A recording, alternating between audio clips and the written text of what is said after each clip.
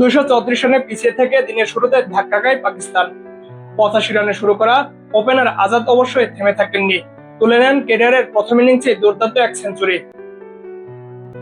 তবে 165 বলে 103 রান করার পর তাসকিন আহমেদের শিকার হন তরুণ এই ব্যাটার। তারপরেই ম্যাচে ফিরে বাংলাদেশ। 9 রানে অধিনায়ক শান মাসুদ ফিরে গেলে পরের ওভারে সৌদ শাকিলকে এলবিডব্লিউ এর ফাঁদে ফেলে উল্লাসে মাতেন মেহেদী হাসান মিরাজ। দুর্দান্ত খেলা ফজলও বেশি রান করতে পারেননি। মিরাজের হাতে ফেরার আগে করেন 60 রান। 179 রানে 1 উইকেট নিয়ে দিন শুরু করে দ্রুতই 5 উইকেট হারায় সফরকারীরা। তবে রিজওয়ান ও সালমান আলী আঘার 119 রানের জুটি ভালোই ভোগান্তিতে ফেলে তাইজুল নাহিদ রানাদের। রিজওয়ান করেন 59 আর সালমানের ব্যাট থেকে আসে 58 রান।